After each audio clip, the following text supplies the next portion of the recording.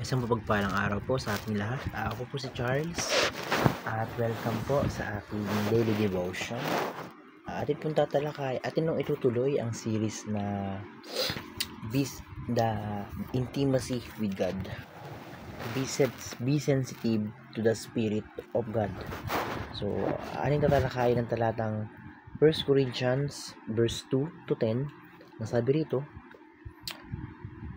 chapter 2 verse 10 pala. These are the things God has revealed to us by His Spirit. The Spirit searches all things, even the deep thing of God. So, dito pinag-uusapan yung Holy Spirit, no? Kung yung role or yung ginagawa ng Santong Espiritu sa buhay natin. So, sa unang teaching, punta tayo. Sabi rito, God imparted His self to us. So, ang ating Panginoong Jesucristo ay ang ating nananahan sa atin ang Diyos. Ginawa niyang sa ating mga tao, talagang nananahan ang Panginoon sa atin, ano.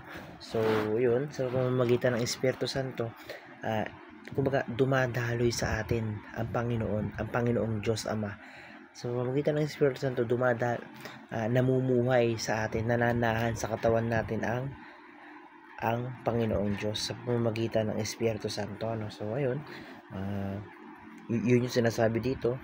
So, punta tayo sa ikalawang teaching. Ang sabi, we have the mind of Christ.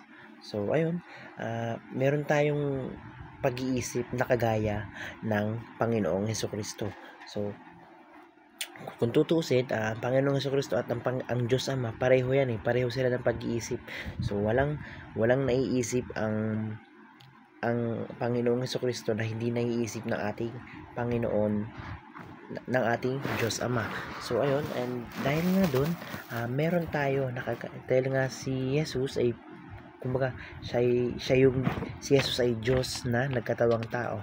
So, nagiging kaparehas natin sa pag-iisip ang Diyos Ama dahil kay Jesus.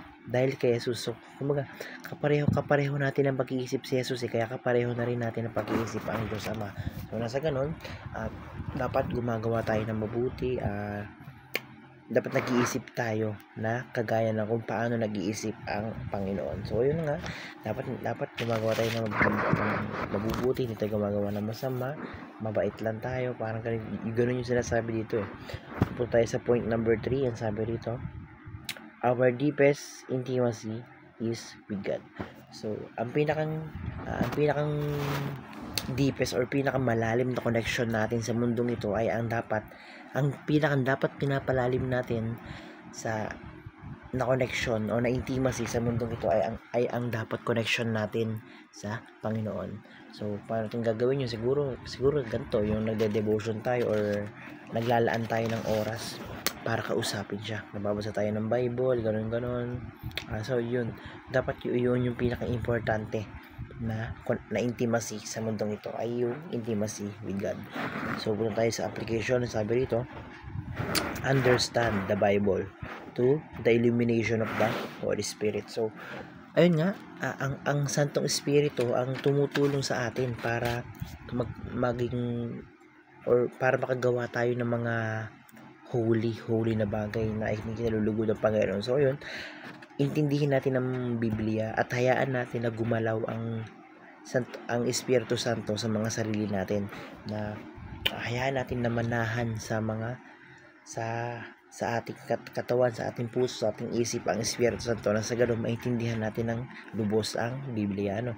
So, punta tayo sa ikalawang application. Sabi dito, talk with God about your innermost thought. So, ayun, sinasabi dito na kung ano yung pinakang naiisip natin or yung pinakang tinatago natin or yung pinakang problema natin, dapat ang kausapin natin ay Panginoon. So, yun, may mga bagay na hindi natin kayang sabihin sa tao, may mga bagay na hindi natin kayang aminin dito sa lupa, pero ayun, dapat yung mga bagay na yun ay sinasabi natin sa Panginoon, pinapangusap natin sa Panginoon. So, punta tayo sa ikatlong teaching application na sabi, pursue intimacy with God by being sensitive to the voice of the Spirit. So ayun, maging aware tayo sa boses ng Espiritu Santo sa atin, no? So kumbaga minsan naisip natin na kunyari, alam nyo, na naisip natin gumawa ng mabuti, ganun, or kumbaga parang pag may nagtutulak sa atin na gumawa ng mabuti. So ayun, maging sensitive tayo. Lagi natin pakiramdaman dahil minsan mali mo gumagalaw na pala yung Espiritu Santo sa buhay natin, no? Hindi natin napapansin. So ayun, dapat i-pursue natin, magsumikap tayo na magkaroon ng intimacy sa ating Diyos Ama. So ayun lang po. Maraming salamat po. Napakadami ko natutunan sa araw na ito. Glory to God.